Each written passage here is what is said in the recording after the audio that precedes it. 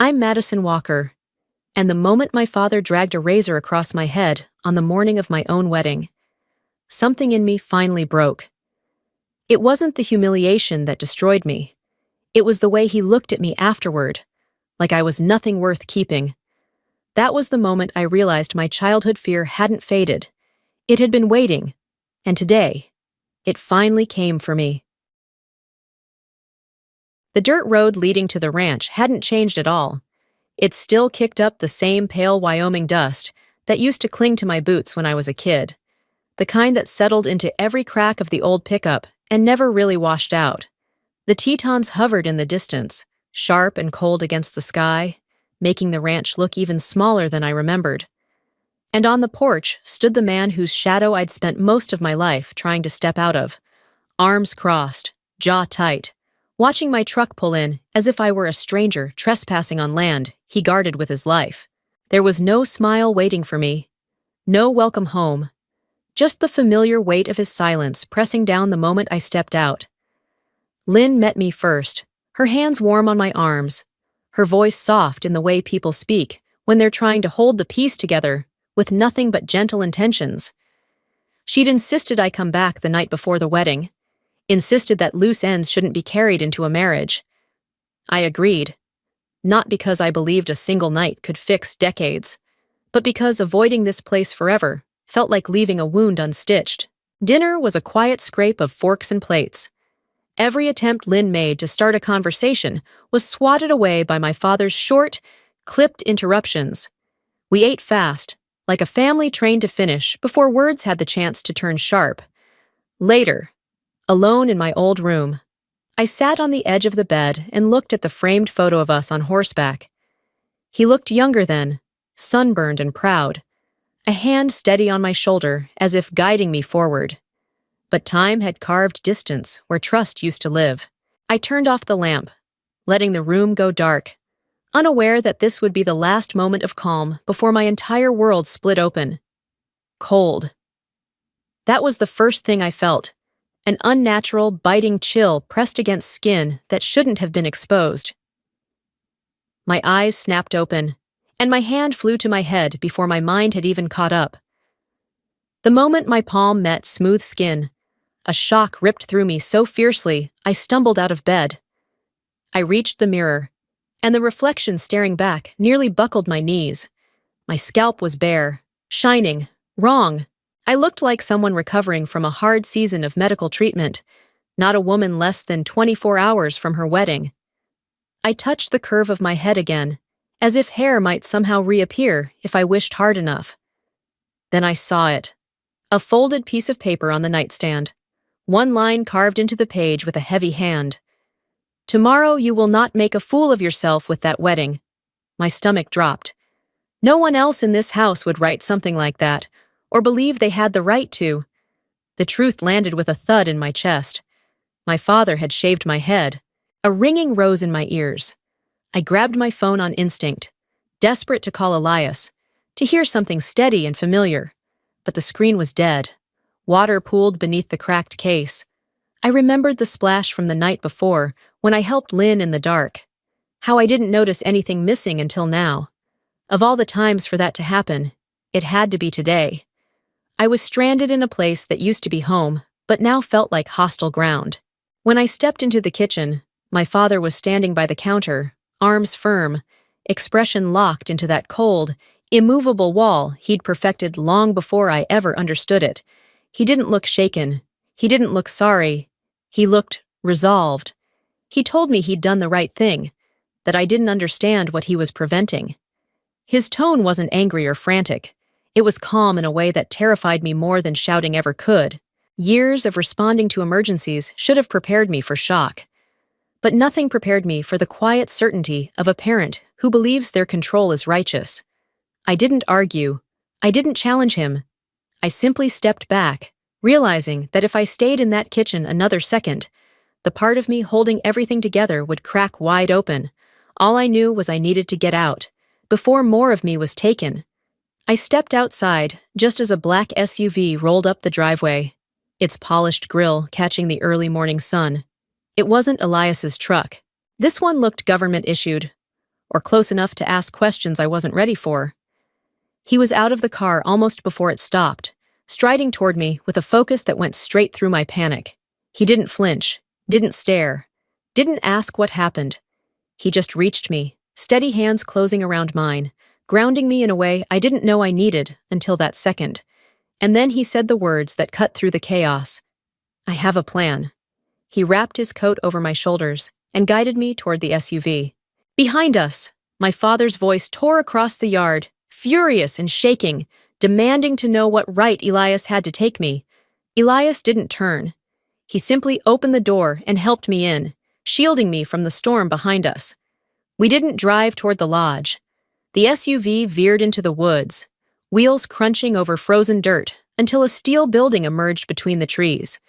The faded sign read Federal Wildlife Station, though the humming lights and warm air inside told a different story. A small team waited, moving with quiet purpose. One woman, silver hair, black clothes, eyes sharp, stepped forward as if she'd been expecting me. Harper. She studied my bare scalp, then met my eyes with steady calm. "Let me help you take back what was stolen from you this morning." I didn't understand how she knew what she knew, or why this place existed, or why Elias had brought me here. But as she led me deeper inside, one truth settled hard and cold in my chest. Whatever was unfolding wasn't just about a father crossing a line. It was about a past I didn't realize had been chasing me. The SUV stopped in front of a weather-beaten metal building, its rusted wildlife station sign barely hanging on. Yet the glow from inside was bright, sterile, alive. I stepped toward the heavy steel door with the strange feeling that the nightmare from the ranch had simply changed masks rather than ended. Harper guided me into a small room and pulled a chair up to a wide mirror framed in cold white lights. The fluorescent glow hit my bare scalp, showing every line and shadow left behind. Instead of shame, an unexpected stillness spread through me, like I was seeing the truth of myself for the first time. Elias stayed close, one hand on the back of the chair, steady but not controlling. Harper leaned in and said I wasn't the first to walk in wounded, and she knew I was stronger than anything my father ever believed. The words struck deep. I hadn't told her a single thing about him. Then came the first crack. She mentioned my file, a file I didn't know existed. Elias shot her a warning glance, but the damage was done. While they stepped into the hallway to talk in hushed tones, I brushed my fingertips across a folder left on the counter. One line peeked out from the top page. Walker, subject reference, 2018 investigation. My name. His. The word investigation staring back like a revelation I wasn't ready for. Harper returned as if sensing exactly what I'd seen. She gently turned the mirror toward me and said some family secrets aren't spoken, yet still shape our lives. Her tone made it clear she wasn't talking about strangers. She worked quietly, softening the harsh edges of the shave, smoothing my skin, clipping on small earrings to bring warmth back to my face. When I looked at myself again, I saw someone preparing to confront something bigger than humiliation. Elias came back with the truth sitting heavy in his eyes. He told me he wasn't who I thought he was, and that my father hadn't only signed his own name where he shouldn't have. I wasn't walking into a wedding later. I was walking into a room where long-buried truth was waiting for me. We left the facility in a 3 SUV formation, cutting through patches of old snow.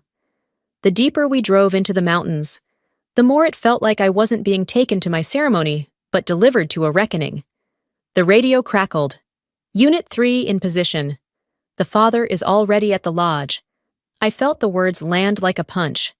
When I asked Elias what else he hadn't told me, he hesitated, then said he couldn't share everything until he knew I was safe. Safe. That word chilled me more than the morning had. As we climbed toward the lodge, ranchers stood beside their trucks, watching the convoy with hard suspicion. One muttered that Walker must have messed up again. Shame and dread tangled in my throat. The SUV slowed. Elias held me back before I reached for the door. He opened a tablet and turned the screen toward me. My signature, except it wasn't mine, sat on a land transaction dated years ago. My legs weakened. He told me my father had been using my name in land deals since 2018, tying me to transactions now under federal review. If the truth didn't come out today, the investigation would come for me next. The lodge ahead no longer looked like a wedding venue. It looked like judgment, and I had no choice but to walk straight into it. The moment I stepped into the lodge, the cold wind rushed in behind me, dragging every pair of eyes with it. Conversations died mid-laugh, glasses froze halfway to mouths, and the room slipped into a silence thick enough to taste. I stood there, head bare, raw, undeniable, feeling the weight of every stare land on me like falling stones. A woman who'd known my mother pressed a hand over her lips, whispering to the friend beside her. The friend murmured something about what my father must have done. Their confusion didn't land on me. It landed on him. He stood near the pastor, shoulders stiff, jaw locked, and when he turned and saw me, a twitch crossed his face, the look of a man realizing control had finally slipped from his grip. He strode toward me and planted himself in the aisle, blocking the altar. His voice wasn't loud, but it carried across the wooden beams as he insisted I wouldn't go through with anything looking like this. His hand lifted, reaching for a veil that didn't exist, grasping at authority he no longer held. The gesture broke something inside the room. Not anger, disbelief. He turned to the pastor next, telling him not to proceed. The pastor's fingers shook as he clutched his prayer book, torn between the stern man he'd known for years and the woman standing stripped of dignity in front of him. No one moved, no one breathed. Then a rancher in the back stood. He asked my father if he was hiding trouble again, something about old land deals. The words didn't need finishing. The entire lodge understood the implication. My father snapped his head toward him, eyes blazing with fear more than fury. And then Elias walked in. He entered with a calm that sliced through the tension, flanked by 2 federal officers. His voice was low and steady, as he said today wasn't about blaming or ruining anyone. It was about freeing the innocent. Silence rippled across the lodge like a shockwave. I felt the ground shift beneath us. The reckoning had started. The lodge no longer felt like a wedding hall. It felt like an interrogation room draped in pine garlands and forgotten flowers. Every gaze locked onto the folder Elias carried. He set it on the long wooden table. My breath caught when I saw the page. My name beside a signature that looked like mine, but wasn't. Beneath it, the stark verdict. Verification failed. My father lunged, shouting to hand it over, but the panic in his voice cracked his facade wide open. 2 men in plain suits stepped forward. They explained they'd traced land deals through several states, and my name had appeared repeatedly. My father tried to protest, but his words stumbled into silence, his half-finished sentence sounding too much like a confession. A rancher called out that he'd suspected the 2018 sale was crooked. Another remembered federal agents asking questions back then. The community, once unquestioningly loyal to him, shifted away, one uneasy step at a time. Then Lynn broke. She grabbed his sleeve, her voice shaking as she asked why he'd dragged me into something so dangerous. Seeing her, usually so gentle, trembling in fear, cracked something deep inside me. And then Elias delivered the final blow. He looked at my father, then at me, his voice carrying through the room with chilling clarity as he said my father hadn't just shaved my head. He'd shaved away my future by forging me into criminal deals. The room went still. Even the fire seemed to hold its breath. My father collapsed into a chair, hands shaking violently, as if realizing the life he'd tried to control had finally crumbled. And I stood there, firelight flickering across my bare scalp, understanding that nothing about today, or my life, would ever return to the way it was. The point of no return had arrived. The lodge felt like a courtroom, too quiet, too heavy, as if the walls themselves were holding their breath. No music, no shuffling, not even a nervous cough. Only my pulse, tight and uneven, filling the space where laughter should have been. I stepped forward, no longer trembling the way I had as a kid hiding in the barn. This time, the shaking came from something breaking free. My father sat collapsed in a chair, shoulders sagging under the truth he could no longer outrun. The man who'd always towered over me now looked smaller than I ever imagined possible. No one spoke. No one moved. The silence opened a path straight to him. When I finally found my voice, it didn't sound like the one he spent years trying to shape. You didn't do what you did because you thought it was right. You did it because you were afraid of losing me. His eyes flickered with something I'd never seen. Hurt, not rage. I didn't stop. You punished me when I didn't obey. You treated my silence like agreement, and you believed shaving my head would shame me back into the daughter you wanted. I touched my bare scalp, not to hide it, but to claim it. But I'm not that girl anymore. I'm not afraid of you. Behind me. Lynn let out a strangled sob. I kept my gaze on him. Today, I take my voice back. The room stayed utterly still as the realization settled. This wasn't about destroying him. It was about refusing to let him destroy me any longer. The silence after my confession lingered like smoke in the rafters. No one shifted. No one whispered. It was the pastor who finally stepped forward, his voice gentle but steady as he asked what I wanted to do next. It was such a simple question, yet it struck something deep because it was the first time in my life that anyone in my family had asked what I wanted. I turned toward Elias. He didn't nod or lift a brow or try to guide me.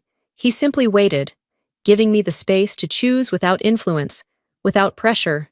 It was a kind of respect I wasn't used to receiving. The answer rose in me before I had time to second-guess it. I want to continue. The pastor inhaled slowly, as if absorbing the weight of everything that had led us here, and then he nodded. What happened next wasn't a traditional ceremony. No aisle, no music, no carefully arranged flowers. Guests remained exactly where they stood, forming a wide circle around the fireplace where the flames cast a warm, flickering glow over the raw truth I wore on my skin. Elias took my hands, his palms steady against mine, and spoke vows that felt like they anchored the room. He promised never to use my pain as leverage, never to silence me to keep the peace, and always to be a safe place whenever I needed to stand tall. A few older women wiped their eyes, nodding as if they understood how rare that kind of promise truly was. When it was my turn, I spoke from the place that had finally opened inside me. I didn't promise perfection or strength without wavering. I promised that I would never again smother my own voice to make anyone else comfortable, not even myself. The words felt like stepping onto solid ground after years of sinking sand. The pastor declared us married, his voice thick with emotion, and a soft ripple of applause filled the lodge. Warm, sincere. Nothing like the thunderous celebration weddings usually aim for. This was quieter, deeper. A room full of people saying they saw me, they believed me. Near the doorway, my father stood apart from the crowd, framed by the drifting smoke of the fire. He didn't storm out. He didn't apologize. He simply watched, hollow and humbled, as if seeing his life, my life, from the outside for the first time. No one pushed him away. No one demanded contrition. The truth was enough. The exposure didn't break him, but it stripped away everything he'd used to avoid looking at himself. As the applause faded, the warmth in the room didn't. The ceremony ended not with spectacle, but with a quiet affirmation that felt more powerful than any grand celebration. We see you, we believe you, and this time you chose your own path. When the ceremony ended and the last guests drifted out into the cold, the lodge settled into a quiet that felt almost tender after everything it had held. I stepped out back, letting the Wyoming wind sting my cheeks as the Grand Tetons darkened into a deep, tired violet. That was when I saw him, my father standing alone beneath a pine tree, shoulders bowed, as if he finally felt the weight he'd carried and the weight he'd placed on me. I walked toward him without anger and without fear, only with the truth that had lived in my chest for years. He spoke first, voice unsteady, as he admitted he'd never known how to be a good father, that he thought control was love, and that it had only pushed me away. Hearing those words felt like something inside me, quietly unlocking. I told him I wasn't ready to forgive, but if he truly wanted to try, he could start now. He nodded, eyes red, and for once, we didn't force a hug or pretend things were fixed. We simply stood as two people finally saying what needed to be said. Later, in our small cabin by the trees, Elias and I settled near the fire. My bare head rested against his shoulder, warm and steady. He reminded me that hair would grow back, but freedom wouldn't. Not unless I protected it. I smiled, feeling that truth settle into me. Snow drifted outside the window, wind whispering through the pines, and for the first time in years, the only voice I heard was my own. This was the beginning of the life I chose, finally, fully mine,